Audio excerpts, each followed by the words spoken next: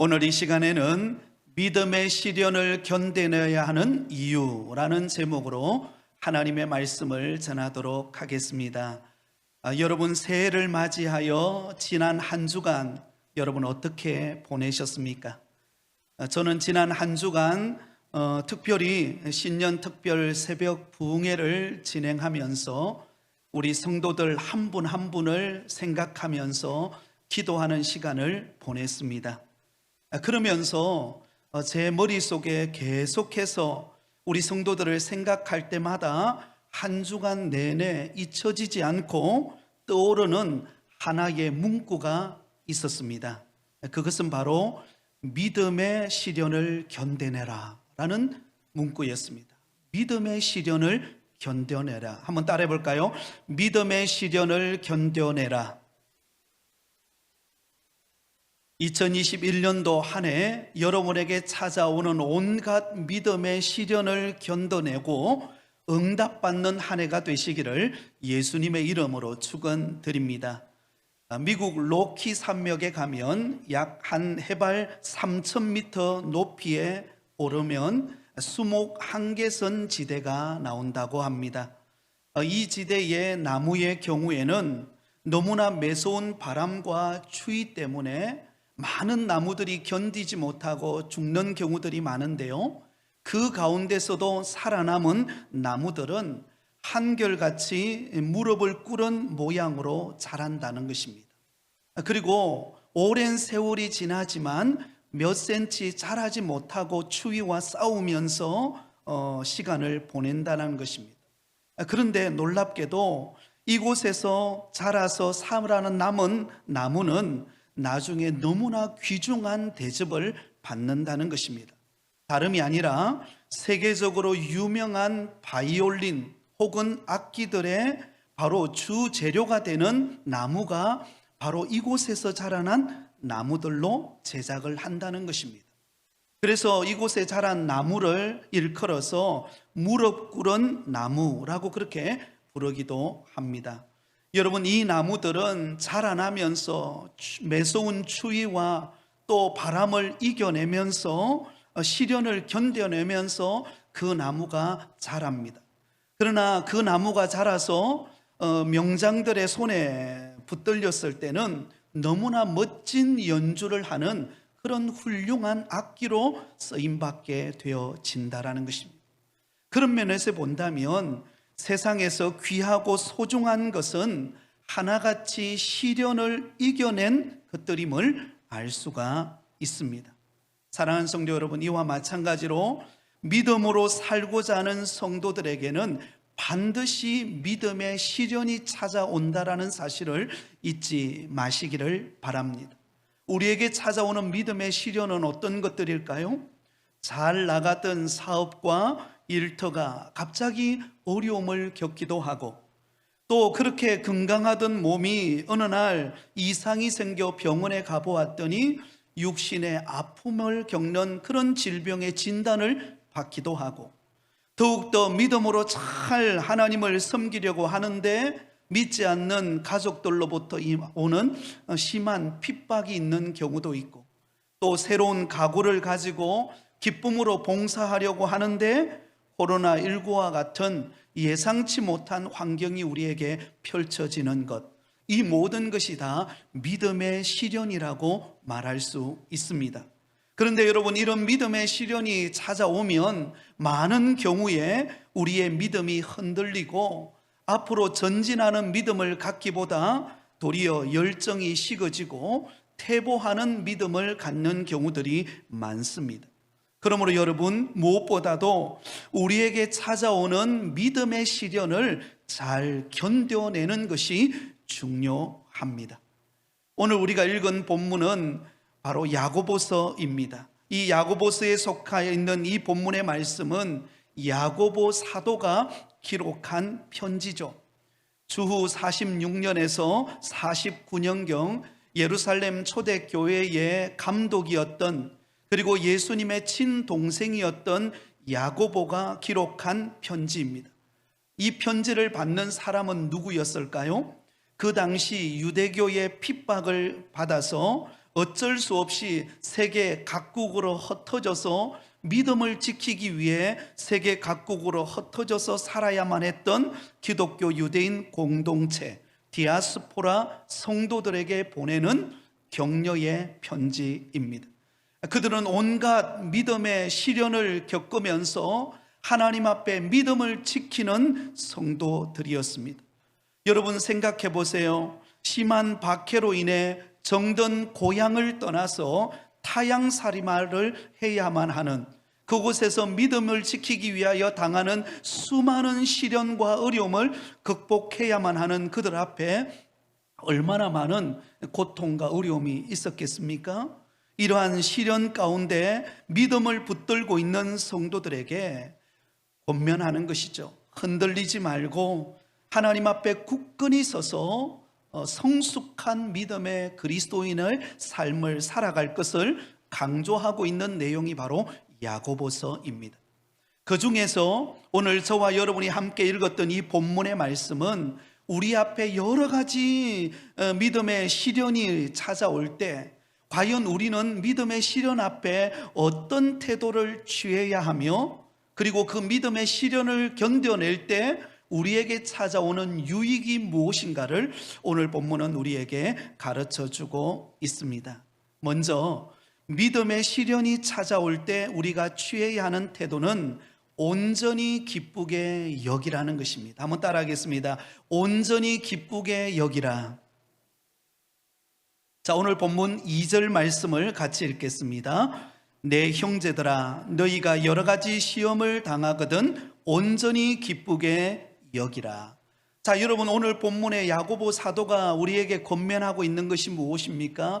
여러 가지 믿음의 시련이 찾아올 때 낙심하거나 절망하거나 좌절하거나 소망을 잃어버리지 말고, 근심하지 말고 도리어 온전히 기쁘게 여기라고 권면하고 있습니다.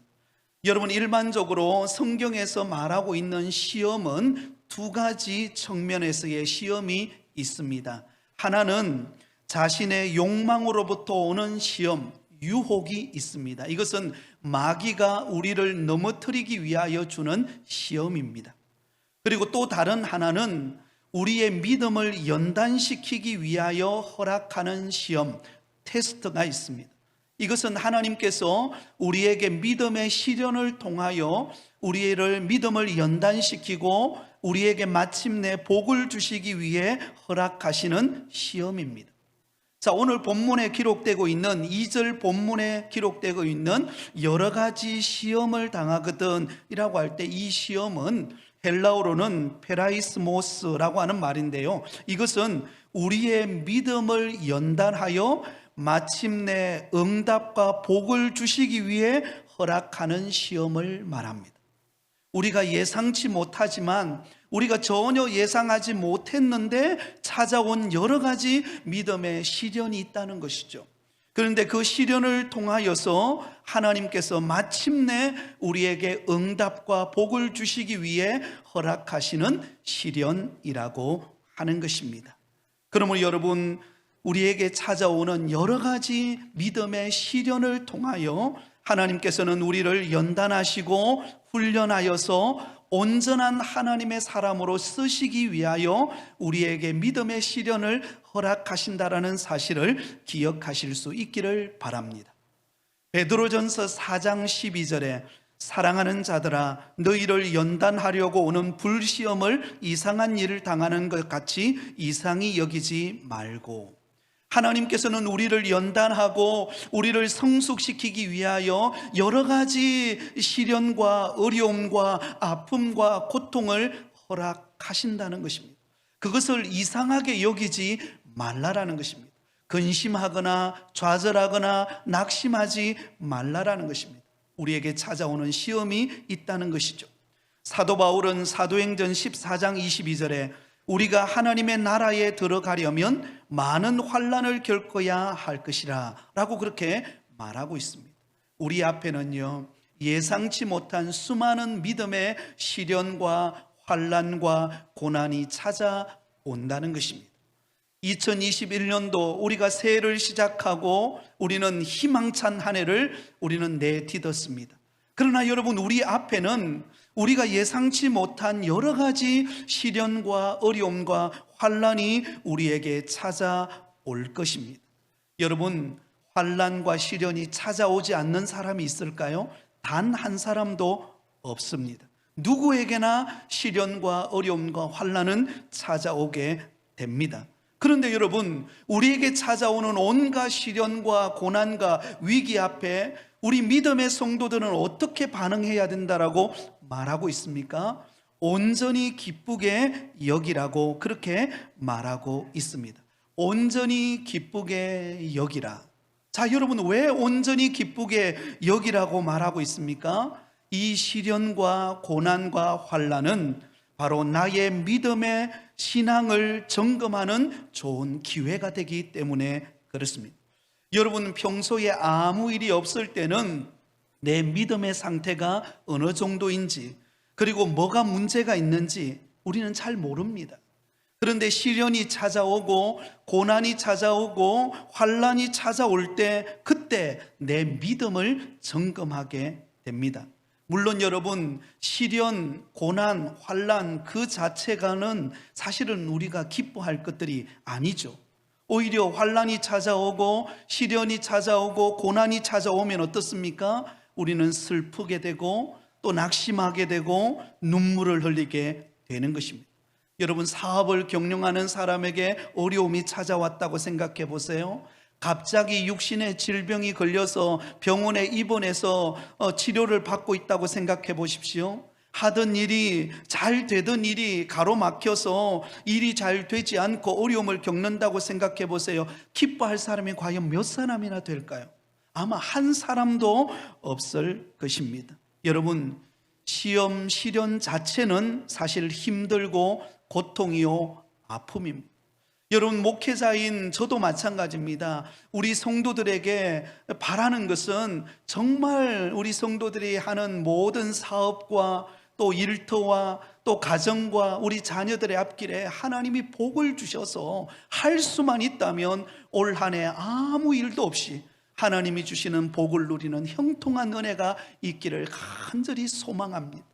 이게 정말로 목회자의 간절한 바람이고 새벽마다 부르짖는 간절한 소원입니다.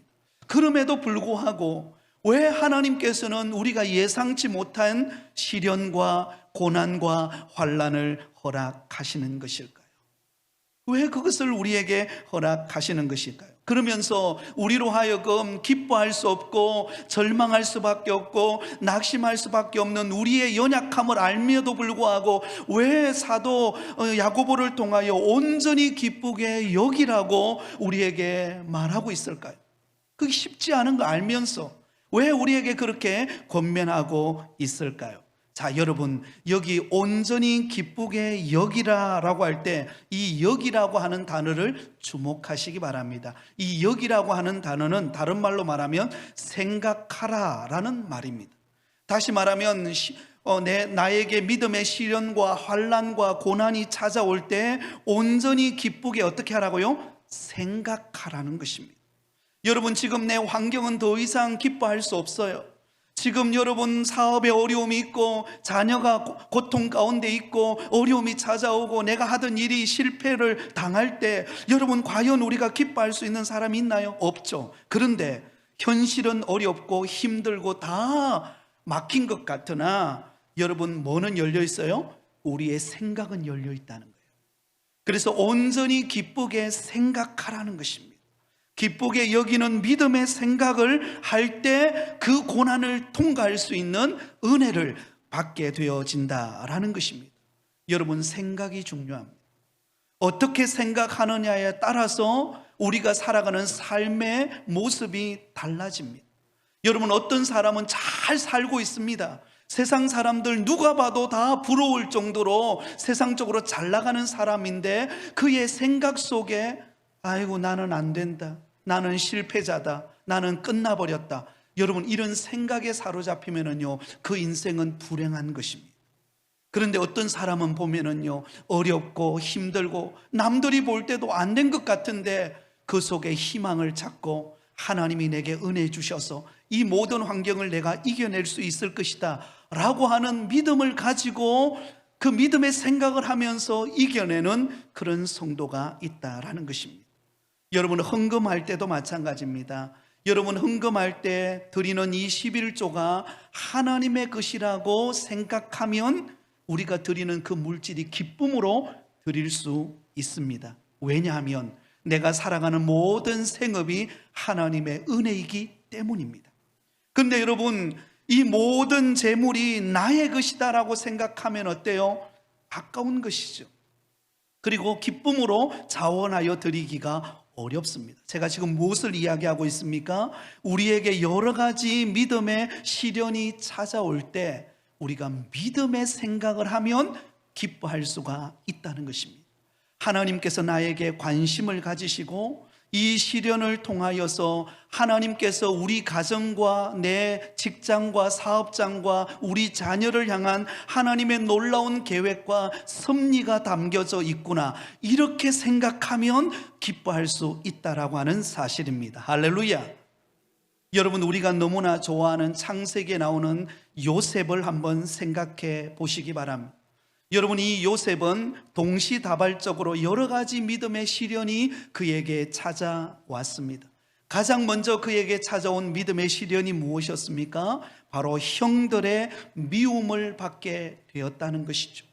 여러분, 하나님께서는 요셉에게 놀라운 비전을 보여주셨습니다. 꿈을 그에게 보여주셨죠. 그래서 요셉이 형들에게 너무나 기뻐서 그 꿈 이야기를 합니다. 그런데 그 꿈 이야기를 들었던 요셉의 형들이 그때부터 요셉을 미워하기 시작하고 어떻게 하면 저 요셉을 없앨 수 있을까? 그렇게 하다가 아버지의 심부름으로 오는 요셉을 미디안 상인들에게 팔아버리고 맙니다. 그리고 난 다음에 여러분, 이 미디안 상인에게 팔렸던 요셉이 애굽으로 내려가서 보디발의 집에서 그가 종살이를 하게 됩니다. 그가 종살이를 하면서 열심히 그곳에서 수고했죠.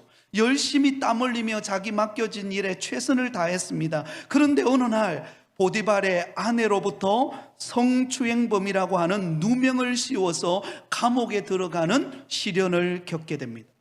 여러분, 요셉이 그 시련을 겪은 이유는 자신의 거룩함을 지키기 위함이었습니다. 하나님 앞에 나는 범죄할 수 없다라고 하는 그 믿음을 지키려다가 오히려 성추행범의 모함을 받아서 그가 감옥에 갇히는 신세가 되었습니다. 여러분, 얼마나 억울한 일입니까? 사람들이 여러분 일반적으로 반복해서 억울한 일을 당하면은요, 마음속에 깊은 상처가 남게 됩니다. 그러면서 이런 독한 마음이 생기죠. 언젠가 한번 만나기만 해봐라. 반드시 내가 보복할 것이다. 내 인생은 왜 이렇게 되는 일이 없냐?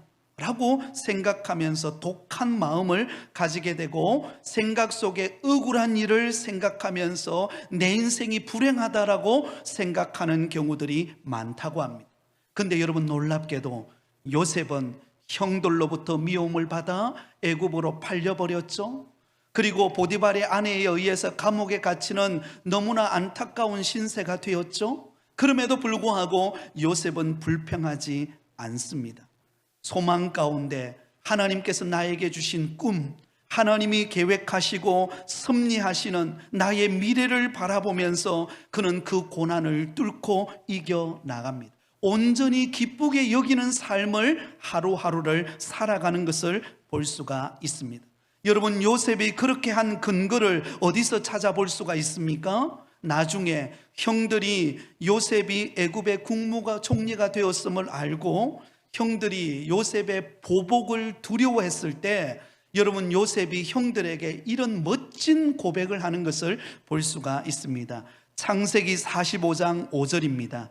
당신들이 나를 이곳에 팔았다고 해서 근심하지 마소서, 한탄하지 마소서. 하나님이 생명을 구원하시려고 나를 당신들보다 먼저 보내셨나이다.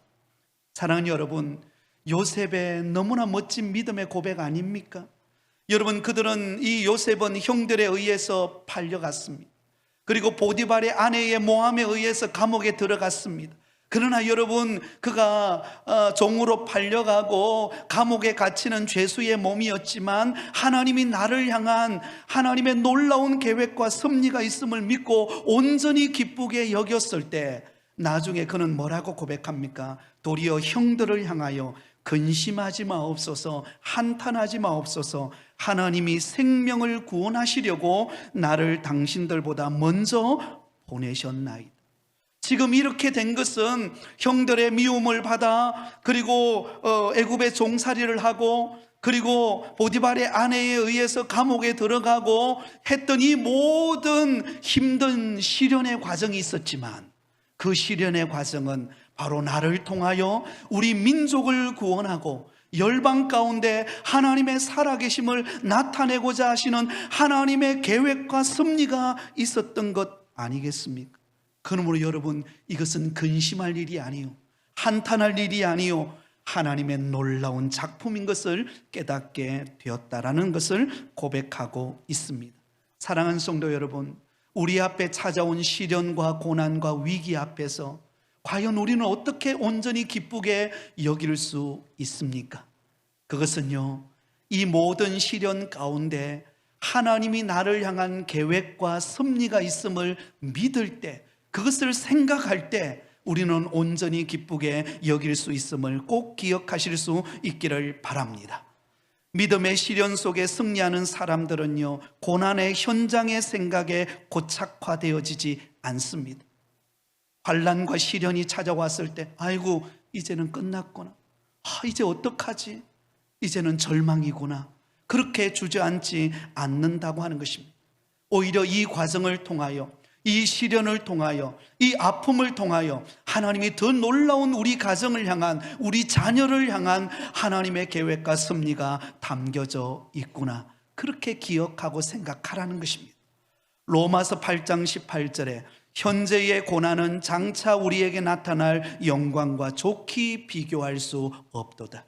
지금 우리에게 당하는 그 고난은요, 장차 나타날 영광과 비교할 수 없다는 것입니다. 지금은 고난의 시간이고, 지금은 아픔의 시간이고, 지금은 절망의 시간인 것 같으나 그것을 우리가 인내하고 견디고 하나님의 계획과 섭리를 믿고 기다리면은요, 나중에 나타날 영광은 그 고난과 좋게 비교할 수 없을 만큼의 놀라운 은혜가 우리 가운데 임하게 되어진다는 사실을 믿으시기를 바랍니다. 스위스 정신의학자 폴 투르니에는 참 의미 있는 말을 남겼습니다. 기독교는 자신의 십자가를 단순히 지고 가라고만 가르치는 것이 아니라 오히려 기쁘게 지고 가라고 가르친다. 여러분, 기독교는요, 단순히 자기 운명대로 받아들이라고 가르치지 않습니다. 오히려 우리에게 찾아오는 운명 앞에서 힘들고 어려움 속에서도 그 현실을 믿음으로 받아들이고 기쁘게 여기고 하나님의 역사하심을 바라보라는 것입니다. 왜냐하면 그 속에 하나님의 숨어있는 계획과 섭리가 있기 때문입니다. 여러분에게 말할 수 없는 어려움이 지금 찾아왔습니까? 여러분의 가정에 헤아릴 수 없는 고통의 문제, 절망의 문제, 모든 것이 실패한 것 같은 환경이 여러분에게 찾아오셨습니까? 그 배후에는 하나님의 계획과 섭리가 숨어 있음을 기억하시기 바랍니다. 온전히 기쁘게 생각하는 은혜가 있기를 바랍니다. 여러분, 유대인들 사이에 전해오는 한 가지 이야기가 있다고 합니다. 천국에 가면 참 이상한 나무 하나가 세워져 있는데요, 그 나무의 이름은 슬픔의 나무라고 합니다.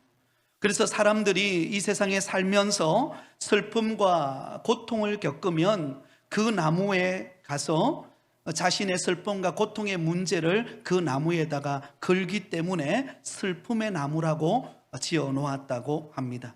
그래서 세상에 살면서 내가 당한 이 불행, 내가 당한 이 어려움 때문에 나는 더 이상 견딜 수 없어 라고 생각하는 사람이 있으면 천사가 그를 데리고 그 슬픔의 나무에게로 가서, 그리고는 그 슬픔과 고통의 문제를 그 나무에게 걸으라고 이야기를 한다는 것이죠.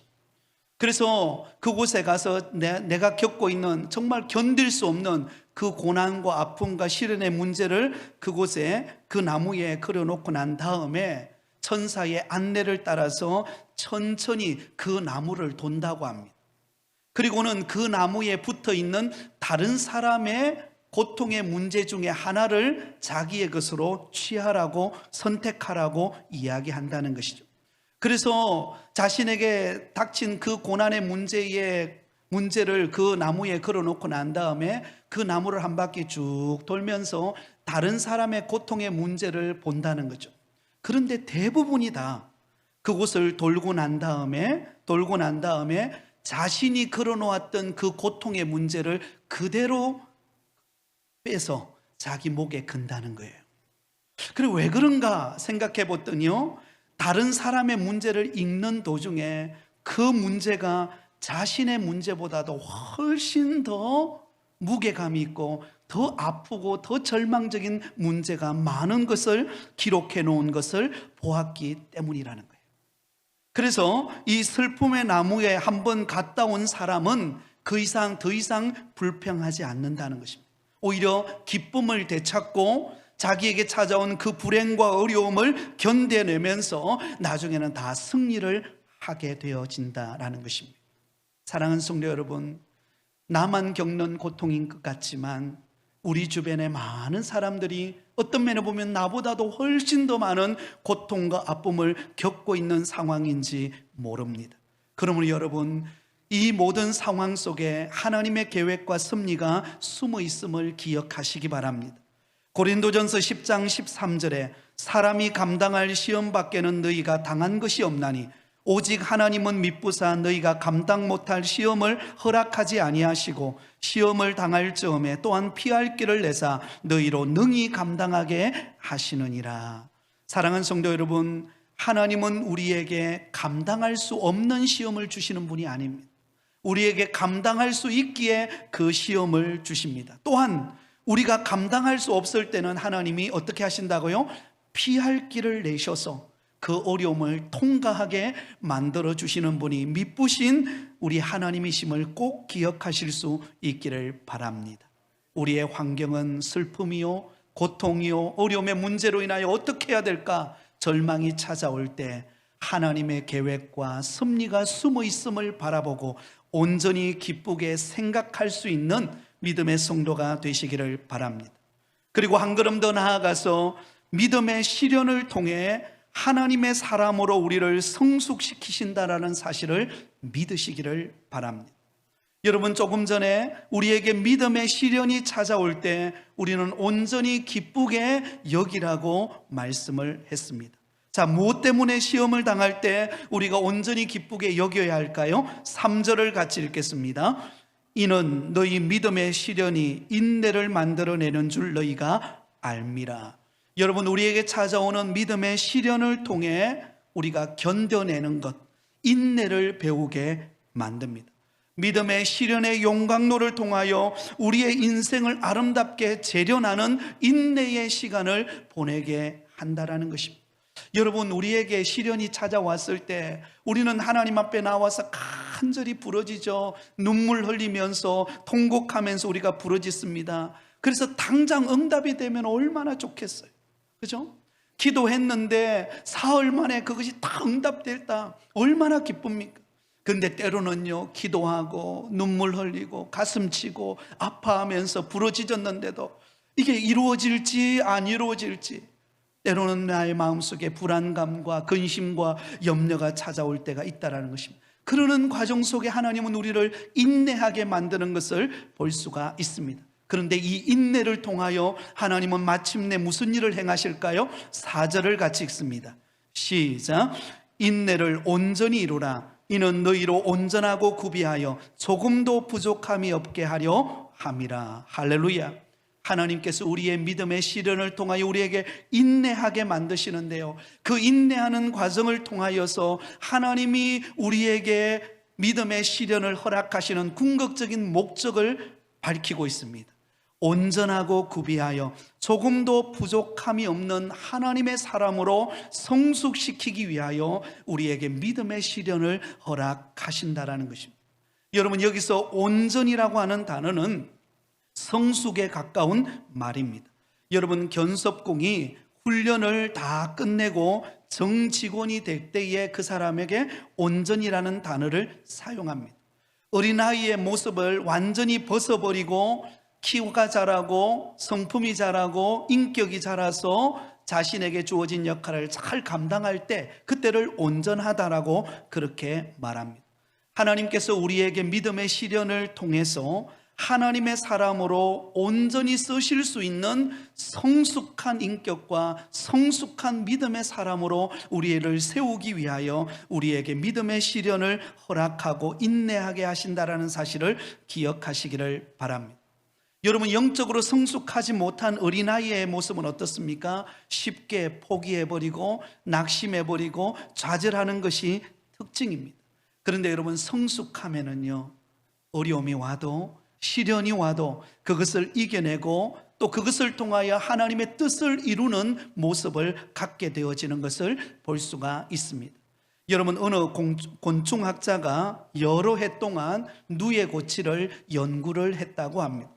그는 일정한 기간이 지나가게 되면 그 누에 고치가 터지면서 나비가 되어서 날아가는 모습을 관찰을 했다는 것이죠. 어느 날 나비가 될 수 있는 환경을 갖추어 놓고 관찰을 하는데요, 어느 정도 시간이 흐르자 그 누에 고치의 한 끝에서 자그마한 구멍이 생기더라는 것입니다. 그리고 그 구멍을 힘차게 뚫고 서서히 그곳에서 나비가 나와서 하늘을 향하여 날아가더라는 것입니다.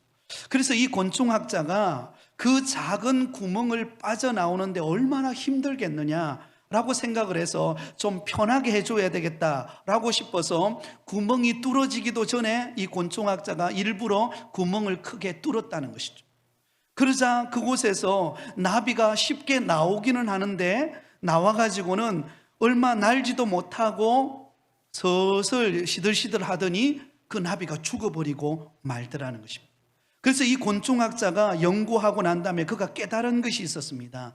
이 나비가 그 누에 고치를 뚫고 나오기까지 여러 가지 몸부림과 시련과 어려움을 통과해야 되는 과정을 거치는데요, 바로 나비가 이 누에 고치를 빠져나오는 그 몸부림을 치는 가운데 몸속에 영양분이 생기고, 그리고 날개치를 하는 그 과정 속에 그 날개에 힘이 생겨서 그 누에 고치를 뚫고 나왔을 때는 하늘을 날아갈 수 있는, 비상할 수 있는 힘을 가지는 나비가 될 수 있었다는 것을 발견하게 되었다는 것입니다.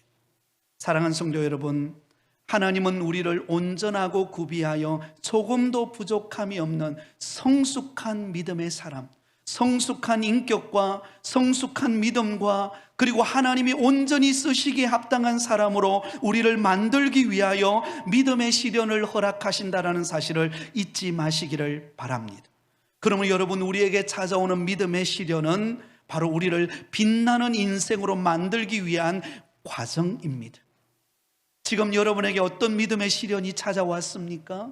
어떤 어려움의 환경이 지금 우리 앞에 놓여 있습니까? 그 과정을 통하여 저와 여러분의 가정을, 여러분의 자녀를 하나님께서 빛나는 인생으로 변화시켜 주실 줄 믿습니다.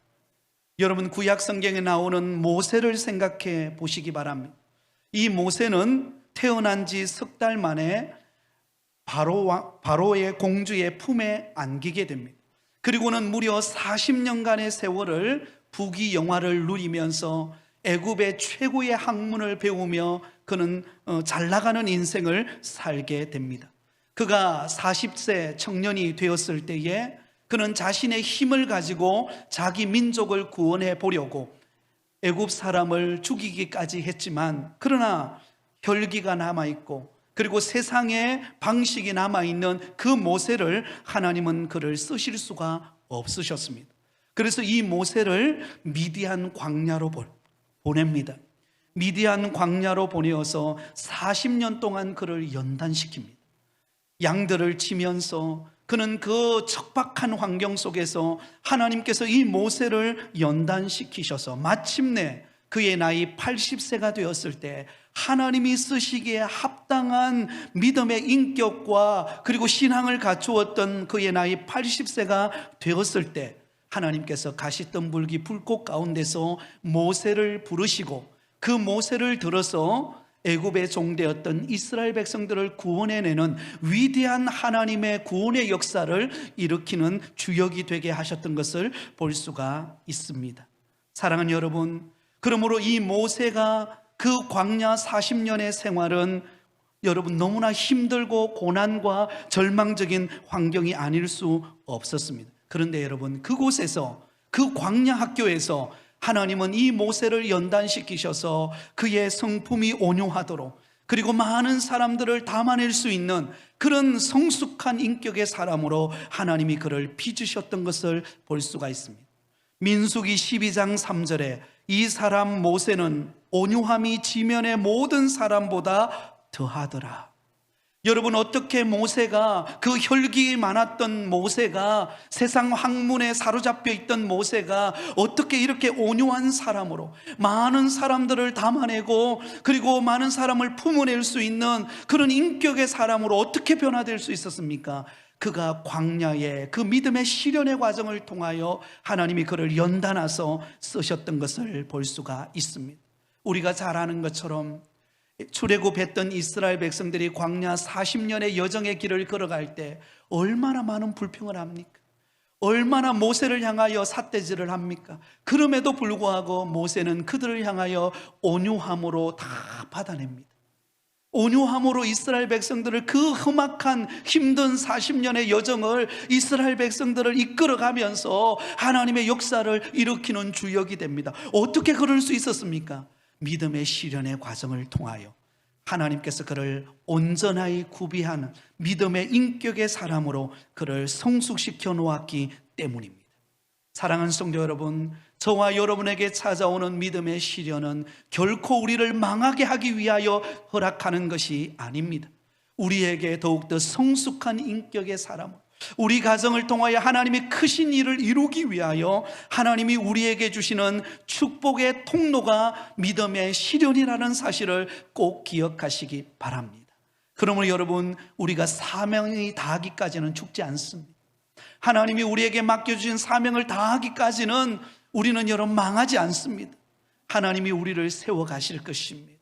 우리에게 찾아온 시련을 통하여 반드시 하나님이 큰 일을 이루어 주실 줄 믿습니다. 이제 말씀을 맺으면서 미국 뉴욕대학교 사회심리학 교수였던 조나단 하이트 교수가 우리에게 시련을 주는 유익 3가지를 말했던 것을 여러분에게 전해드리면서 말씀을 맺으려고 합니다.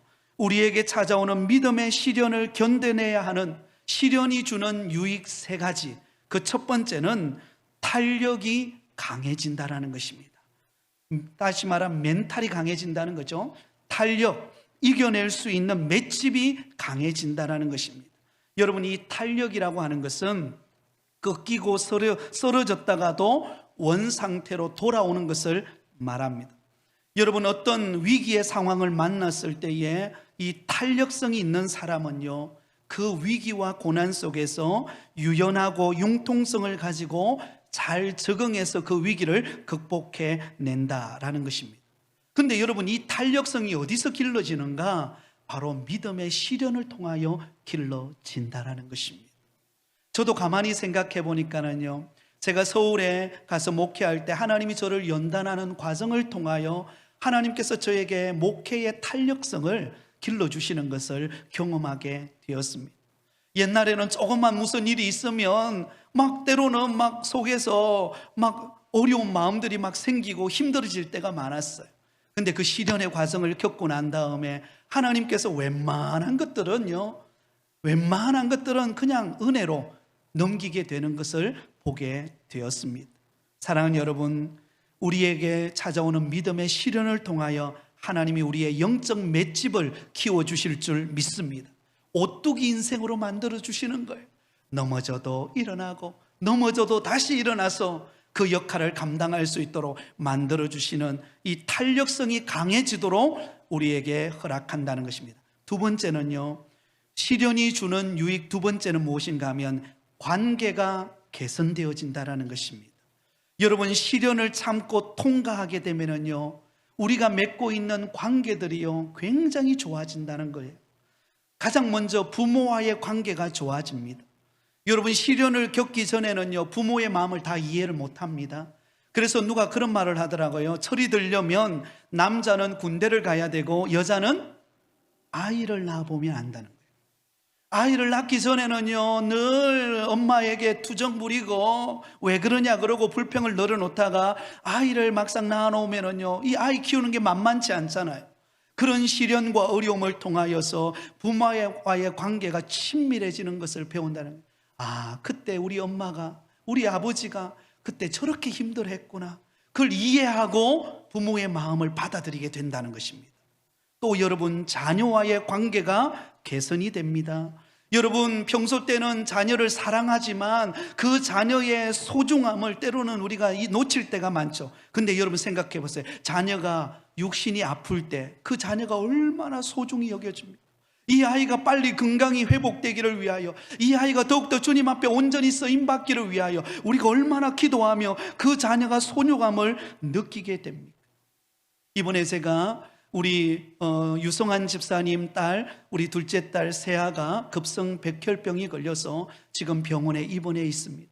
그런데 그 딸을 향한 그 아빠의 마음을 페이스북에다가 쫙 적어 놓았는데, 제가 그 글을 읽으면서 제가 눈물이 다 나오더라고요. 그 딸을 향한, 아버지가 딸을 향한 그 마음, 물론 이전에도 그 딸을 사랑했지만, 그러나 정말로 그 딸이 아파 있을 때 그 딸을 더 그동안 사랑하지 못했던 내 마음, 그동안 더 잘해주지 못했던 내 마음, 그것을 아주 솔직하게 적어놓은 그 글을 읽으면서 목회자인 제 마음이 정말로 찡해지면서 눈물이 나오고 기도가 되는 것을 보았습니다. 여러분, 시련을 겪으면 자녀와의 관계가 여러분 두터워지게 됩니다. 친구와의 관계, 타인과의 관계, 그리고 무엇보다도요, 교우과의 관계가 좋아지게 됩니다. 여러분, 힘들고 어려울 때 누군가가 나를 위하여 기도해 준다면요, 그 사람을 잊을 수 있을까요? 그 사람을 잊지 못하는 거예요. 평생 그 사람에게 정말로 받은 은혜를 기억하면서 사랑으로 나누기를 원하는 마음을 갖게 되어진다는 것입니다. 여러분, 이전보다도 더 좋은 교우 관계를 이루어 가시기를 예수님의 이름으로 축복합니다. 마지막 세 번째는요, 이 시련이 우리에게 주는 유익은 우선권과 가치관을 바꾸어 놓는다는 것입니다. 여러분, 시련을 통과하기 전에는, 이전에는 세상적으로 잘 나가는 것, 높은 자리에 올라가는 것, 그리고 내가 바라는 그런 것들을 취하는 것이 내 인생의 목적이었어요. 그런데 시련을 딱 겪고 나면요, 이게 중요한 것이 아닌구나. 건강이 중요하고 하나님을 섬기고 하나님을 경외하는 것이 중요하다는 것을 깨닫게 되어진다는 것입니다. 여러분, 시련을 겪으면요, 깨닫게 됩니다. 시련을 겪으면 하나님을 의지하지 않고는 견딜 수 없다는 것을 경험하게 됩니다. 어떤 면에 보면 지금 여러분에게 찾아온 그 시련은 하나님을 더 의지하게 만드는 기회임을 기억하시기 바랍니다. 반드시 하나님은 이 시련을 통하여 우리에게 축복의 문을 열어주실 것입니다. 그러므로 말씀을 맺으면서, 하나님의 사람은 화려한 궁중에서 만들어지지 않습니다. 안락한 교실에서 만들어지지 않습니다. 탁월한 항해사는 거친 바다에서 만들어지듯이 하나님이 쓰시는 신실한 믿음의 사람은 시련과 역경 속에서 만들어집니다. 그러므로 우리에게 찾아오는 시련과 역경 속에서 우리는 주저앉지 말고 견디어내면서 하나님이 역사하실 것을 바라보면서 나아간다면 반드시 승리와 회복과 은총이 우리의 것이 될 것입니다. 이런 믿음으로 살아가는 저와 여러분이 되시기를 예수님의 이름으로 축원드립니다.